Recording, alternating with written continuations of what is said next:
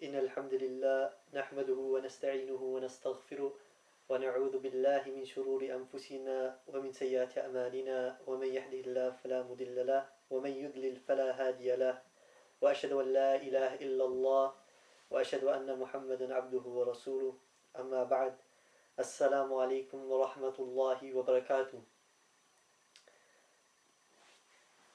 All people, this is an open invitation, an open call to Al-Islam, to all those people residing inside Wolfram Forest, inside London, inside the UK.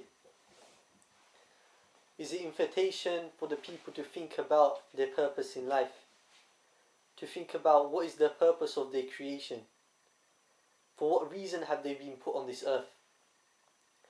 Give the simple example of a man, if you were to ask him that who was to place a car on the street, the people would never accept that it came from nothing. Rather, everyone would believe that it was manufactured in a factory and someone must have driven it there.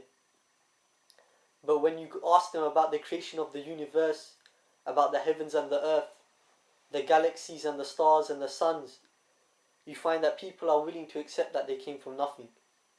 But yet for something so small in comparison to the universe, a car or a laptop or a watch, people will never accept that it came from nothing.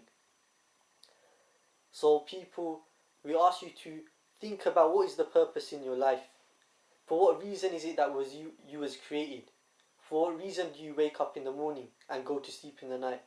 For if someone was to say that we were created just to follow our desires, we find that these people have gone far off from the real purpose of their creation. We find these people have ended up in pedophilia, in adultery, in fornication, and all the diseases stemming from it. If you were to ask those people if they believe that their purpose in life was to accumulate wealth, you find these people are the worst and most corrupt of people, that they are involved in drugs, in doing all of those things which Allah subhanahu wa ta'ala has prohibited. But if we look to what the creator of the heavens and the earth, Allah subhanahu wa ta'ala has said about our creation, He said, أعوذ بالله من الشيطان الرجيم وما خلقت الجن والإنس إلا ليعبدون. That He did not create jinn and mankind except for one purpose, and that is to worship Allah subhanahu wa ta'ala alone.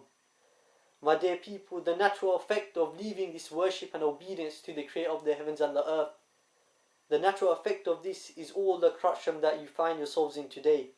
All those problems that you find relating to alcohol, the binge drinking, the prostitution, the adultery, the broken homes. All of these problems are because of the lack of obedience to Allah subhanahu wa ta'ala. And for this reason we have come to you. The way Noah, he came to his people. The way Abraham came to his father. The way Jesus, son of Mary, came to his people. The way all the messengers, they came to their people, calling them to the obligation of obedience to the creator of the heavens and the earth. And this is why Allah subhanahu wa ta'ala, He said in the Quran, وَلَقَدْ بَعَثْنَا فِي كُلِّ أُمَّةٍ رَسُولًا أَنِ اعْبُدُوا اللَّهَ وَاجْتَنِبُوا الطَّاغُوتَ. To every nation a messenger was sent, proclaiming to them to worship and obey Allah subhanahu wa ta'ala alone, and to stay away from all those things that people worship besides Him. We find today, O people, no longer do people worship idols in their homes. No longer are people bowing down to idols made of rock and stones. But rather we find that the idol has become an ideological idol placed inside their hearts. The ideological idol of freedom and democracy and liberalism, where you find people believe that they are free from the limits set by Allah subhanahu wa ta'ala. When you say to them that the woman was ordained to cover herself, Allah subhanahu wa ta'ala revealed the verse telling the women to cover themselves. You find that the women, they cry out freedom and liberalism, and hence they find themselves free from the limits set by Allah. When you say to the men that alcohol was prohibited for them, riba, interest was prohibited for them, you find that they cry out with freedom and liberalism to their idols today.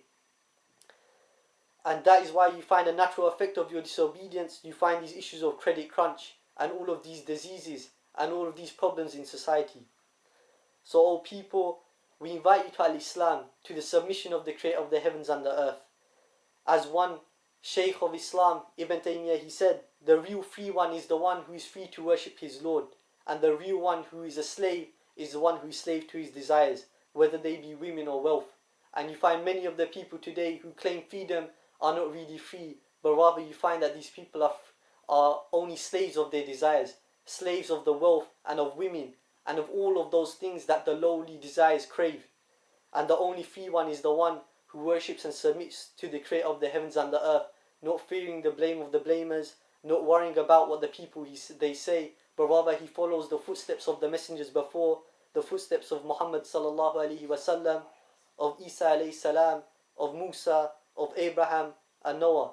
And this is the claim, this is the call that we come to you with. For this is the only way that you have success in this life and in the hereafter.